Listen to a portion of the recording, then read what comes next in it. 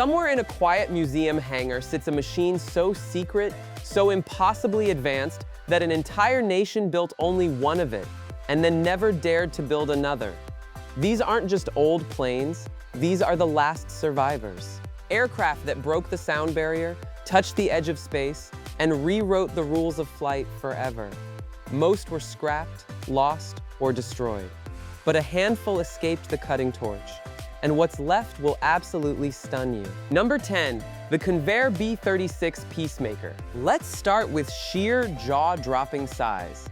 The Convair B-36 Peacemaker was one of the largest aircraft ever to enter service, and it ruled the early Cold War skies as the backbone of America's nuclear deterrent. Originally conceived in 1941 as an intercontinental bomber, the B-36 came into production in the late 1940s, and it served as the primary strategic bomber of the U.S. Air Force Strategic Air Command from 1948 to 1959. This was a beast of an aircraft, designed to fly across oceans and strike targets nobody else could reach. What made it so unforgettable was its bizarre power setup. Later versions used 6 piston engines driving propellers in a pusher configuration, plus 4 jet engines added in pods, a combination cruise nicknamed 6 turning and 4 burning. Imagine the thunder of 10 engines on a single airplane. Convair built 383 of these giants. But here's the heartbreaking part. Today, only 4 complete B-36 airframes survive in the entire world. One of those survivors is the very last B-36 ever built. Tail number 52 Phison 2827, which now rests at the Pima Air and Space Museum in Tucson, Arizona. That same aircraft made the final operational flight of any B-36 on February 12, 1959, from hundreds down to 4. To stand beneath one of these is to stand beneath a vanishing piece of history. Number 9, the Northrop N9M Flying Wing. Long before the world had ever heard of stealth bombers, one man dreamed of an airplane with no fuselage and no tail, just a pure, sweeping wing. That man was Jack Northrop, and his vision would eventually become the B-2 stealth bomber. But to get there, he first had to prove the wild idea could even fly. Enter the Northrop N9M, a 1/3 scale flying testbed built in the 1940s to develop the much larger XB-35 flying wing bomber. Think of it as a free-flying wind tunnel model, used to teach pilots how to control an aircraft that had no tail at all. Only 4 of these were ever made, painted in different colors for visibility. One crashed during testing. When the larger bomber program was canceled, the others were destroyed, except one. A single bright yellow example, the N9MB, was saved by collector Ed Maloney in the 1950s and meticulously restored to flying condition by the Planes of Fame Air Museum in Chino, California, in a restoration that ran from 1981 to 1994. For decades, it wowed air show crowds as the only flying wing of its era still in the sky, a living link between Jack Northrop's dream and the stealth aircraft of today. Tragically, that last airworthy N9MB was lost in a crash in 2019, taking the life of its pilot. It's a sobering reminder that these treasures are fragile and that every flight of a one-of-a-kind aircraft is a small miracle. Number 8, the Lockheed M21 Blackbird. Some aircraft are rare because they were experiments so secret, so audacious that the world barely knew they existed. The M21 was a variant of the legendary Blackbird family. Those impossibly fast, matte black spy planes that cruised above Mach 3 at the edge of the atmosphere. But this version had a truly wild purpose. Built for a classified CIA program, codenamed Tagboard, the M21 was a mothership designed to carry an unmanned supersonic drone, the D-21, mounted on its back. The plan was to launch the drone at over 3 times the speed of sound, sending it streaking over territory considered far too dangerous for any human pilot. Only 2 M21s were ever built. In 1966, during the 4th launch test, one of them was destroyed in a catastrophic accident when the drone collided with the mothership after release, killing 1 crewman. The program was canceled soon after. That left exactly 1. The sole surviving M21, still carrying its D-21 drone on its spine, exactly as it was meant to fly, is now the breathtaking centerpiece of the Great Gallery at the Museum of Flight in Seattle, Washington. To stand beneath that gleaming black machine is to look at one of the most secret and ambitious ideas of the entire Cold War. frozen in time. Number 7, the Hughes H-4 Hercules Spruce Goose. Now we come to one of the most famous one-of-a-kind aircraft ever built. A wooden giant born from the desperation of war and the obsession of one eccentric billionaire. The Hughes H-4 Hercules was designed during World War II to ferry troops and cargo across the Atlantic, safely out of reach of German submarines. Because aluminum was a critical war material, designer and aviation pioneer Howard Hughes built the enormous flying boat almost entirely out of laminated birch wood, using a process called Duramold. Critics mockingly nicknamed it the Spruce Goose, a name Hughes detested, and one that wasn't even accurate since it was made of birch, not spruce. This thing was a behemoth, weighing roughly 400,000 pounds, and to this day it holds one of the largest wingspans of any aircraft ever built. It was powered by 8 massive radial engines. Here's the legend: the Spruce Goose flew exactly once. On November 2, 1947, with Howard Hughes himself at the controls, it lifted off the water in Long Beach Harbor for a brief flight of about 1 mile, staying around 70 feet above the surface for under a minute. It never flew again. Hughes kept it locked away in a climate-controlled hangar, maintained in perfect condition, until his death in 1976. Only one was ever built, and that one survives today as the breathtaking centerpiece of the Evergreen Aviation and Space Museum in McMinnville, Oregon, where it went back on display in 2001. Number 6, the North American XB-70 Valkyrie. If you only see one aircraft on this entire list, make it this one. The XB-70 Valkyrie is quite simply one of the most awe-inspiring flying machines humanity has ever created. And there is exactly one left in the world. Conceived in the 1950s, the Valkyrie was meant to be a high-altitude nuclear bomber capable of cruising at Mach 3, 3 times the speed of sound at 70,000 feet. The thinking was simple: fly so high and so fast that no enemy could ever catch it. It was a 500,000-pound monster powered by 6 engines, with a delta wing whose tips could fold downward in flight to trap its own shockwave underneath and generate extra lift, a clever trick called compression lift. To survive the searing heat of Mach 3, much of it was built from stainless steel honeycomb panels. But the world changed faster than the Valkyrie could fly. New surface-to-air missiles made high-altitude bombers vulnerable, and cheaper intercontinental ballistic missiles were entering service. The bomber program was canceled in 1961, and only 2 prototypes were ever completed. They became research aircraft instead. Then tragedy struck.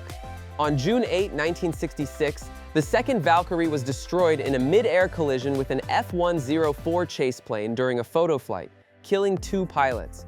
That left only one. The sole surviving XB-70 made its final flight on February 4, 1969, retiring to the National Museum of the United States Air Force near Dayton, Ohio.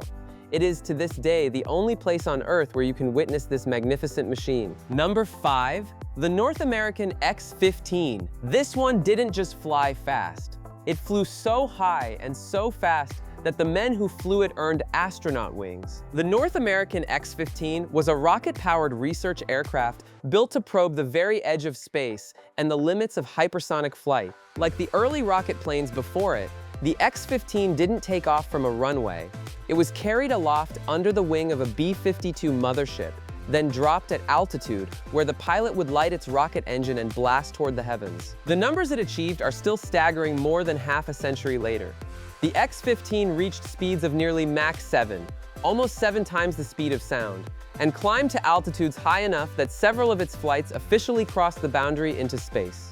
It remains the fastest crewed-powered aircraft ever flown. The data it gathered on aerodynamics, heat, and control at extreme speeds fed directly into the space programs that followed, helping pave the way to the moon and beyond.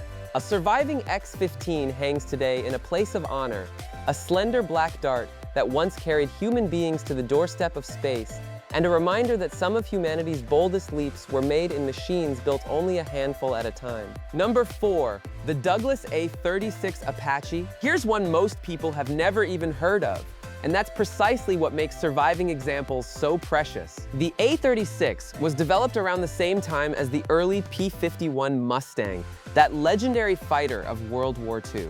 But the A-36 was something different. It was designed as a dive bomber version of the Mustang, fitted with dive brakes so it could plunge toward targets at controlled speeds and deliver its bombs with precision. It shared the Mustang's gorgeous lines, but did the dangerous, unglamorous work of close ground attack, screaming down on enemy positions in steep dives. Relatively few were built compared to the famous fighter version, and far fewer survived the war and the decades of scrapping that followed. One remarkable survivor actually spent years hidden under the guise of a nameless civilian aircraft before being recognized and fully restored to its original wartime configuration. Today it stands as a rare tribute to a forgotten variant of one of history's most beloved aircraft, a Mustang built not for dogfights, but for the terrifying art of the dive. Number 3. The Curtiss Model F flying boat. Now let's go all the way back to the dawn of aviation, to an era of wood, fabric, and astonishing bravery. The Curtiss Model F was one of the early flying boats, an aircraft designed to take off and land on water during the very infancy of powered flight.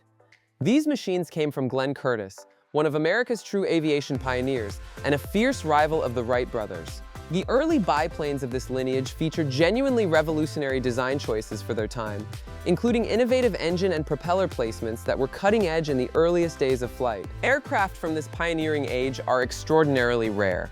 Most were flimsy by modern standards, built to be used and discarded, and very few survived more than a few years, let alone a full century.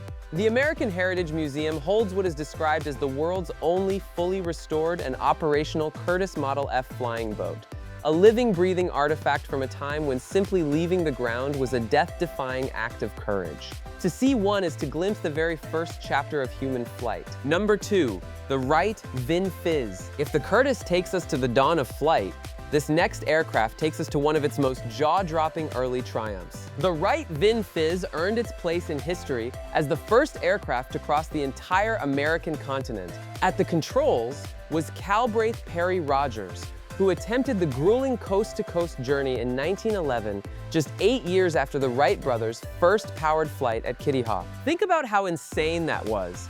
In an era when flights often lasted only minutes, Rogers set out to cross thousands of miles of an entire nation in a fragile machine of wood, wire, and fabric. The journey was punctuated by crash after crash, repair after repair. By the end, so little of the original aircraft reportedly remained that it had essentially been rebuilt along the way. But he made it, and aviation history was rewritten. Aircraft from the Wright lineage of this period are among the rarest artifacts in all of aviation. To stand before a Wright machine connected to that pioneering transcontinental feat is to witness the raw, reckless ambition that defined America's earliest aviators. Number 1. The Lockheed SR-71C Blackbird. And finally, our number 1, a true one-of-a-kind, and a fitting end to a journey through the rarest machines America ever built. Everyone knows the SR-71 Blackbird, the fastest air-breathing aircraft ever to enter service. A Mach 3 reconnaissance plane so advanced that no enemy missile ever managed to bring one down, but hidden within that famous fleet is a single aircraft unlike any other, the SR-71C, the one and only C model ever made. Here's what makes it so strange. After one of the two-seat trainer Blackbirds was lost in a crash, Lockheed needed a replacement trainer fast. So they built one by marrying the rear fuselage of a written-off YF-12A to a forward fuselage that was essentially a static test mock-up. The result was a hybrid, a Blackbird stitched together from pieces of other aircraft. Pilots reportedly nicknamed it the Bastard because of its patchwork origins, and it had a few quirky handling habits to match. It made its first flight in 1969 and was retired by the mid-1970s, having logged relatively few hours. Because there was only ever one SR-71C, and it will never be duplicated, it stands as one of the rarest Blackbirds in existence. Today, this singular machine is preserved at the Hill Aerospace Museum in Utah, the only place on Earth where you can stand before the one-of-a-kind Blackbird that closed out an extraordinary era of flight. If you enjoyed this journey through aviation history, let me know which aircraft amazed you the most in the comments. And stick around, there are far more incredible machines still out there waiting to be discovered.